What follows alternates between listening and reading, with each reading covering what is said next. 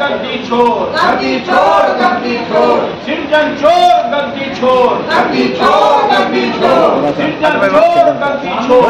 बिहार का जगह नहीं है। कोई एक व्यक्ति बता दे कि आज मृत्यु प्रमाण पत्र के लिए 600 रुपया लिया जाता है कि नहीं, कोई दाखिल खारिज के लिए 2000 से 5000 लिया जाता है कि नहीं।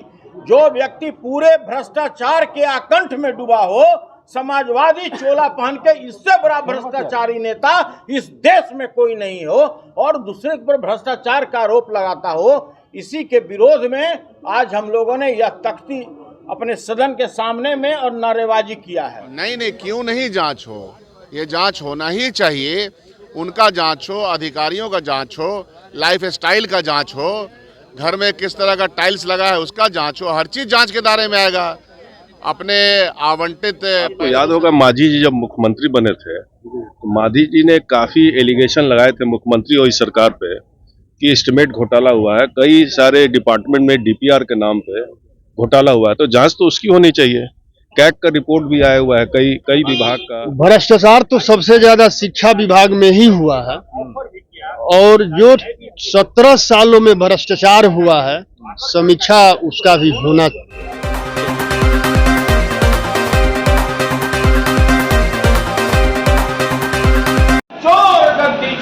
मैडम को धमकाना बंद करो, मैडम हंस रही। चोर गद्दी छोड़, गद्दी छोड़, गद्दी छोड़, सृजन चोर गद्दी छोड़, गद्दी छोड़, गद्दी छोड़, सृजन चोर गद्दी छोड़।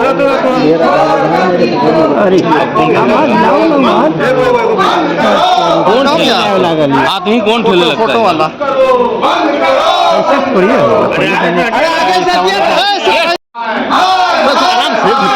इतने कम लोग हम लोग माइक कुछ आगे कीजिए तो क्या रखिए तो माइक आगे चले जाता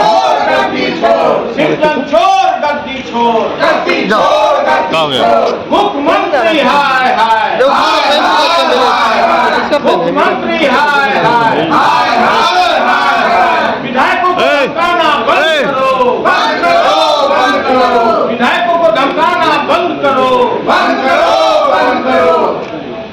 दिनांक 13 तारीख को महामहिम राज्यपाल महोदय के अभिभाषण पर जब प्रतिपक्ष अपना पक्ष रखना चाहता था, जो कमियां जो उसमें उजागर नहीं की गई थी, जो धरातल का समस्या था, कृषि का समस्या था, किसानों का समस्या था, और जब हम लोग यह बात सदन में रखना चाहे तो पूरे सत्तारूढ़ पार्टी के सारे जितने भी विधान पार्षद हैं उठ करके पूरी तरह से बाधित किए। उतना ही नहीं, जब हम लोगों ने शांतिपूर्वक इसका विरोध किया तो माननीय मुख्यमंत्री जी सभी लोगों को बोले कि मैं आप लोगों को बर्बाद कर दूंगा, मैं बर्बाद कर दूंगा, और यह शब्द कई बार उन्होंने इस्तेमाल किया। तो भाई देखिए, इस तरह का जो आचरण उनका सदन में हुआ, यह बिल्कुल अनुकूल नहीं था, यह सदन का जो मर्यादा है उसके प्रतिकूल था। इसी के विरोध में हम लोगों ने आज नारा लगाया है। इसके अतिरिक्त जो व्यक्ति भ्रष्टाचार की बात करता हो, खुद सृजन घोटाले में वो लिप्त हो और वो भ्रष्टाचार की बात कर रहा है, कोई ऐसा बिहार का जगह नहीं है। कोई एक व्यक्ति बता दे कि आज मृत्यु प्रमाण पत्र के लिए 600 रुपया लिया जाता है कि नहीं, कोई दाखिल खारिज के लिए 2000 से 5000 लिया जाता है कि नहीं। जो व्यक्ति पूरे भ्रष्टाचार के आकंठ में डूबा हो, समाजवादी चोला पहन के, इससे बड़ा भ्रष्टाचारी नेता इस देश में कोई नहीं हो, और दूसरे पर भ्रष्टाचार का आरोप लगाता हो, इसी के विरोध में आज हम लोगों ने यह तख्ती अपने सदन के सामने में और नारेबाजी किया है। विभागों की जांच की आदेश भी हो दिए हैं सर। हमने बता दिया, समाजवादी चोला पहनकर नीतीश कुमार से बड़ा भ्रष्टाचारी नेता इस पूरे देश में कोई नहीं। जनविश्वास यात्रा पर भी कह रहे हैं कि वो सब तो नहीं बोलेंगे।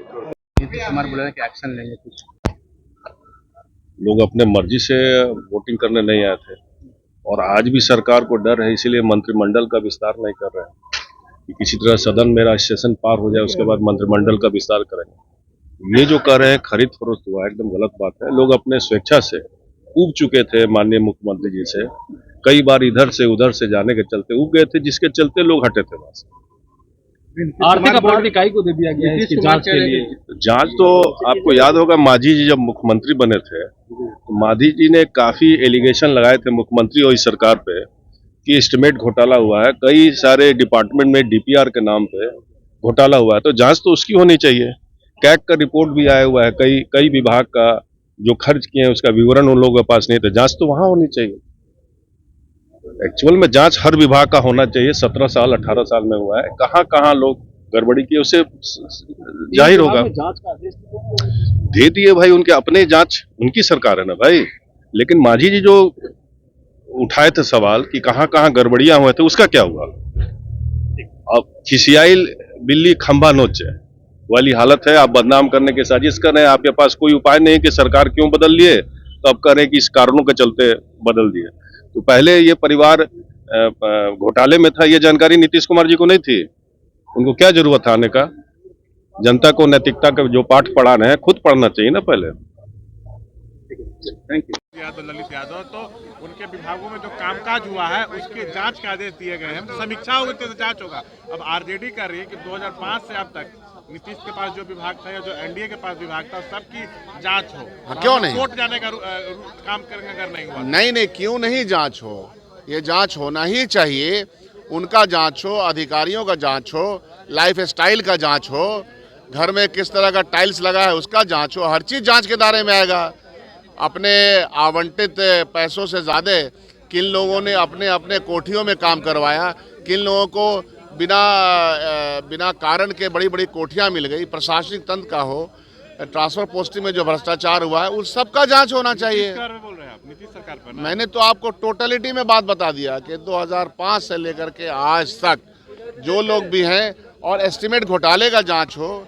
जो पुल अगर 100 करोड़ में बनता है वो 300 करोड़ का एस्टिमेट क्यों होता है? जिस निर्माण कार्य में कोई इंजीनियर ठेकेदार अगर गलती करता है तो फिर दूसरी बार उसको ही दे दिया जाता है ठेका पट्टा। तो सबकी जांच होनी चाहिए, उसमें क्या था? कौन डरता है जांच से? ठीक। अपना कोई परिवार नहीं हो, उनसे आप परिवार के ऊपर तो प्रहार देखेंगे ही।